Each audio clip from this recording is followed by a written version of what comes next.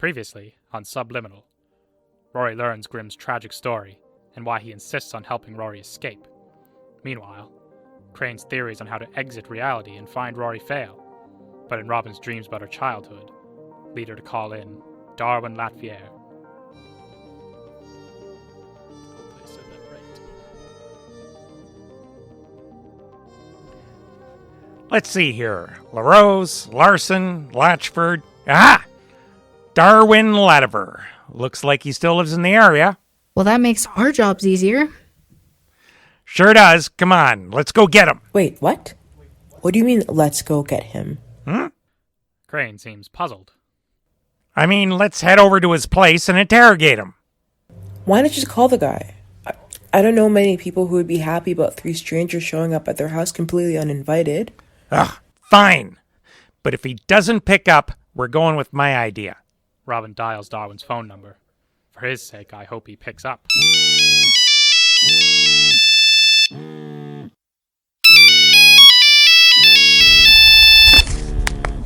Hello?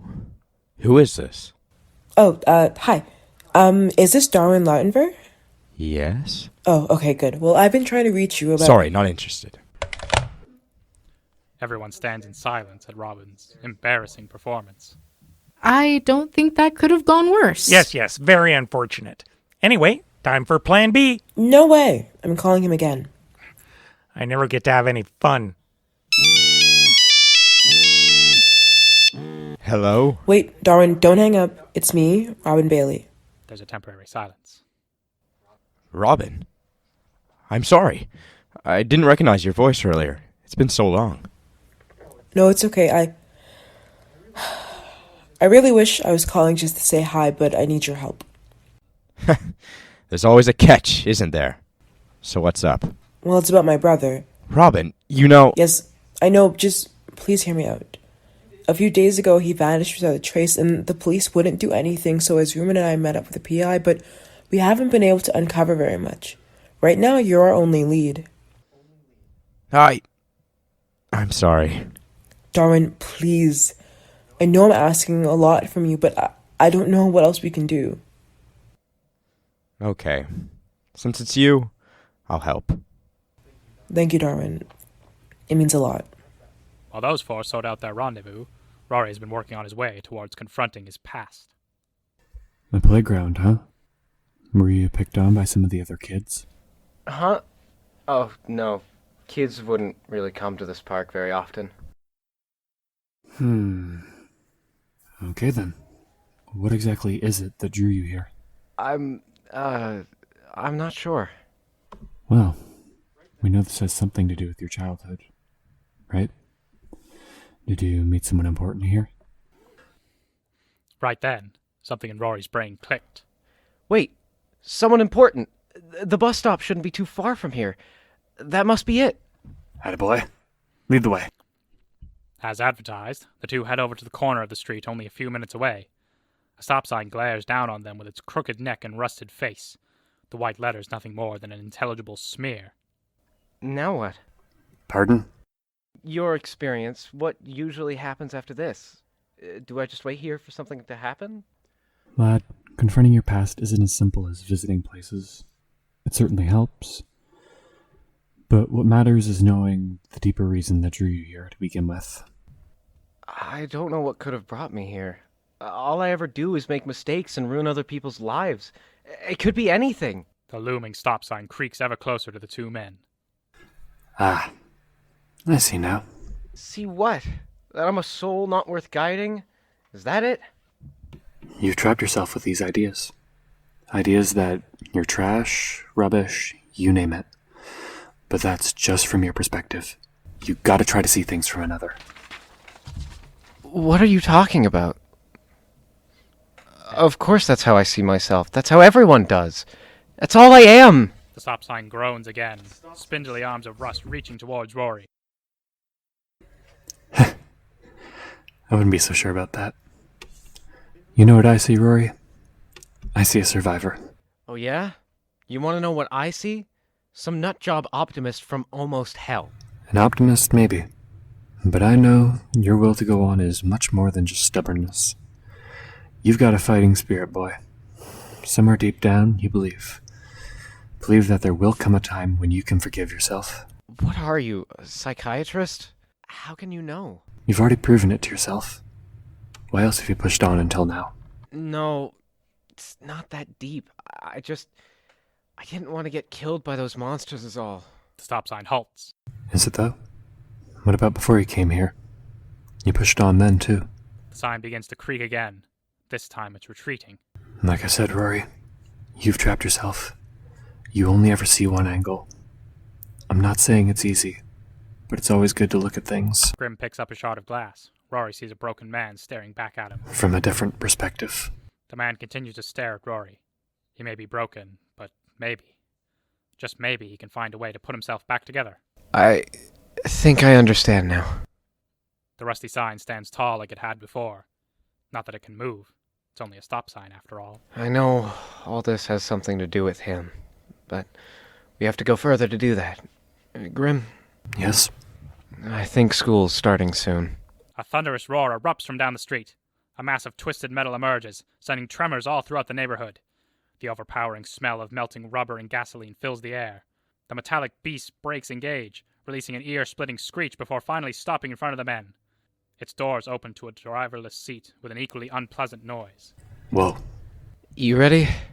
Grim gives Rory a nod, and the two board the nightmarish school bus.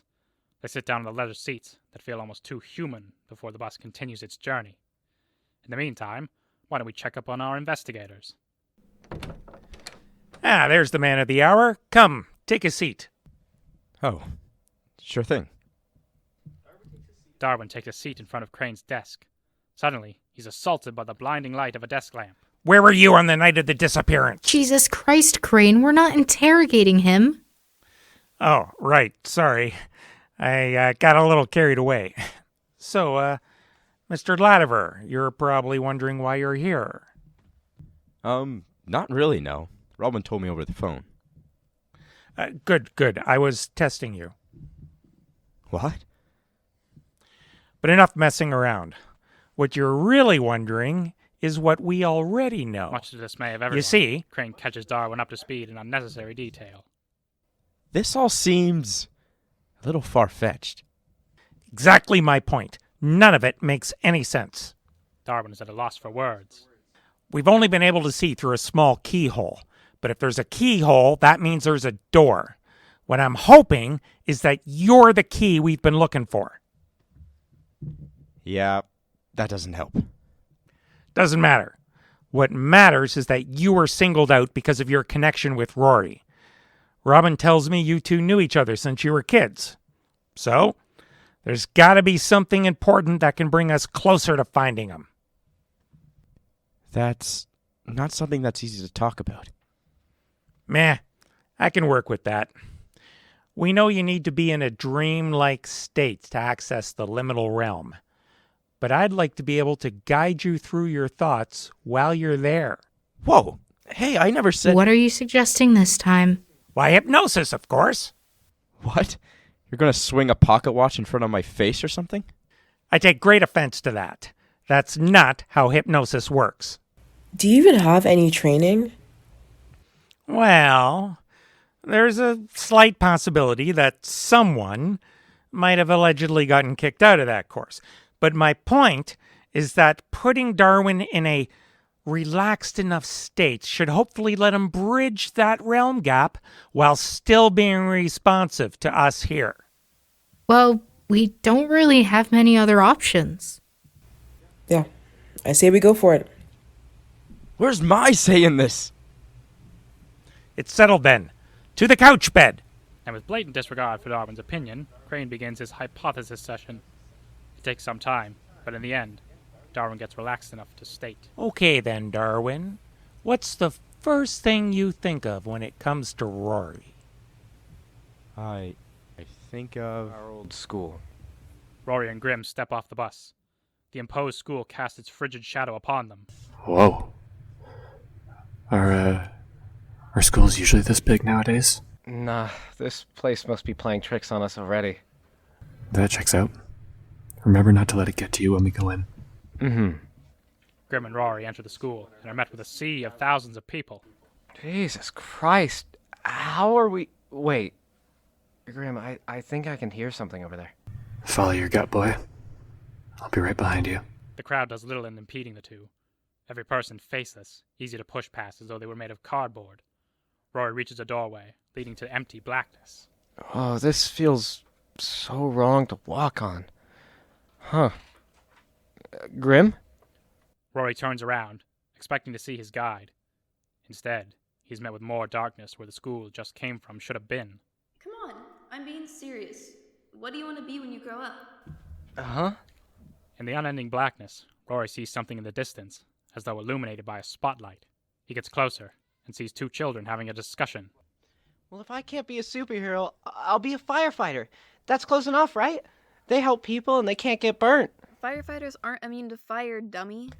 They are too. Jacob said so, and his pop was a firefighter. Why would you trust Jacob? Whatever. Why are you even asking me anyway? Do you want us to work together? Don't be silly. I want to become one of those ambulance people. They always show up with fire trucks. So you do want to work with me? Ugh, you're not listening. Fire trucks and ambulances show up with each other because they're friends. If you want to be a firefighter, you need an ambulance person. I don't know how I came to that conclusion. But hey, we were only kids. How naive I was. Oh man, you never told me you had kids. What the fuck? Murray? Whoa, buddy. You look like you've seen a ghost. How are you back? Is that supposed to be philosophical or something? Nah, I didn't know you were that type of guy, Roar. Hey, where'd all your kids go? Huh? Once again, Rory finds himself in darkness. Further ahead, another spotlight appears. Great. Look, I know I don't have any right to say this, but you don't seem to be a very good dad. They're not my kids, Murray. What? Then what are you... We're seeing my memories. That was me and an old friend. Okay, I get it. Parenting ain't easy. We didn't really have many friends besides each other. And that's how it stayed for a few years. Roy would always make a fuss about having to bring Robin along when we hung out. I could tell he was just trying to act tough, though. Was there anything significant that happened between you two? Right. It really started falling apart around secondary school. Come on, man. Worst case scenario, we can just leave. Oh, this is trippy as fuck. That guy looks a lot like you. Wait, no, you mean you weren't... Who's the other guy then? I said he was an old friend. Nah, man, I mean, why these memories about him? It doesn't matter. Let's keep going. I don't know, Rory. They seem like trouble. So what? We used to get into shit all the time. What's changed? Rory, we'll be graduating in a few years. We should be focusing on our futures. Didn't you want to be a firefighter? Oh, don't give me that bowl. You dropped your paramedic dreams years ago. Look, if those guys are trouble, wouldn't I be in more danger if I was alone? I guess. See, now you're getting it. Now, come on. Safe to say, there were a bunch of delinquents. Drugs, vandalism, petty theft, you name it. They wanted someone ignorant to use as a scapegoat in case things went wrong. Someone who'd follow them blindly. I didn't want to stay, but Rory wouldn't listen. Of course, I left anyway, when no one was looking. Little did I know, this would be the point of no return. Oh, hey, What the hell, man? I thought you said you were gonna stick with me. Excuse me? I never agreed to come with you. You dragged me there. You said we would... Don't lecture me. You upset I made new friends? What are you... Rory, you just met them. Oh, so that's enough time to think they're bad people, but not enough to make friends, huh? Dude, chill. Look, I'm sorry I abandoned you. But I'm concerned about you. I wouldn't want you to get mixed up into some gang shit or whatever. Okay. Apology accepted, but I'm concerned that my good friend is starting to forget how to have fun. Rory, Alright, how about this? Since you don't like those guys, I won't force you to get involved with them. Deal? fine. I guess just be careful, alright? Surprise, surprise. Rory barely didn't stay true to his word. The very next week, he came to me with a favor. Wanted me to hold on to some junk they stole. I refused and told him off. That was the last time we spoke. Yo, this bad trip's fucking me up, man. You don't mind if I take, like, 5? What? Murray, wait! And just like that, Murray faded away. Damn it, man. Couldn't you have stuck around just a bit longer? A strange figure in the distance catches Rory's eye. He approaches and taps it on its shoulder. Whoa! In an instant, the figure throws Rory over its shoulder. Rory lands on his back, winding him. Rory? What the hell, man? I'm sorry. I thought you were... I forgot where I was. Where were you this whole time? You good, Grim? Ernest? Sir! Whoa, don't tell me. Nothing to worry about, boy. Don't mind me. Just a bit,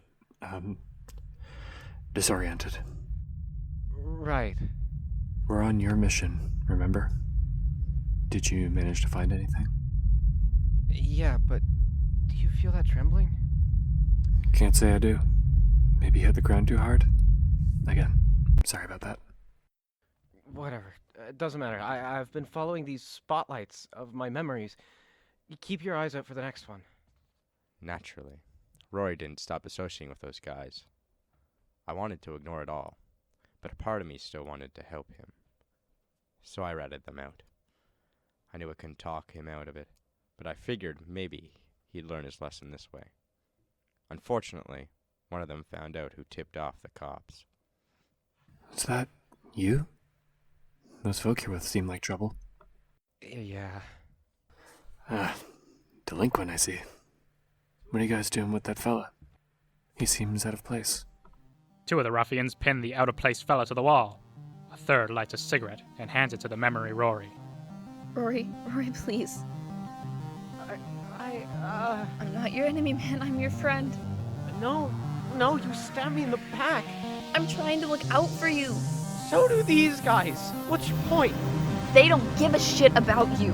Who's the one that always has to hold onto your stuff until your heat dies off? Who gets forced to show up for a break-in while he's still sick, huh? You're just a tool. Darwin's words seem to be getting through to Rory. The leader of the group is getting impatient and coaxes Rory to get on with it. For a moment, there's hesitation in his eyes, but it's just as quickly replaced with apathy. Rory places the lit cigarette between Darwin's neck and collarbone. His screams echo throughout the alleyway. Back in Crane's office, Darwin breaks out of his hypnosis. I'm sorry. It got too real. That's okay. No need to push yourself. I had no idea Rory did that. Was there anything else? Not really. I never wanted to associate with him after that. But not much later, I heard the cops caught the group. Guess what? They pinned everything on Rory. He got juvie. They got away scot-free. Rory falls to his knees. Poor guy. He was only trying to help. And what did you do?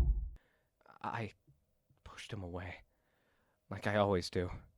Exactly. No remorse. It was disposable. I'm sorry. What? I ignored you. I put my wants before your needs. I was selfish. You think an apology is going to fix anything? No! I can't take back what I did. The least I can do is acknowledge what I did for once. Darwin Lativer, you were my best friend growing up. You always had my back, and I spit in the face of our friendship. You deserved better. And though you may never want to see my face again, I'll always cherish those old memories. And with a blood-curdling shriek, the entity dashes away. Grim, have you ever seen something like that, Grim? Grim finds himself unable to move. A cold sweat comes over him.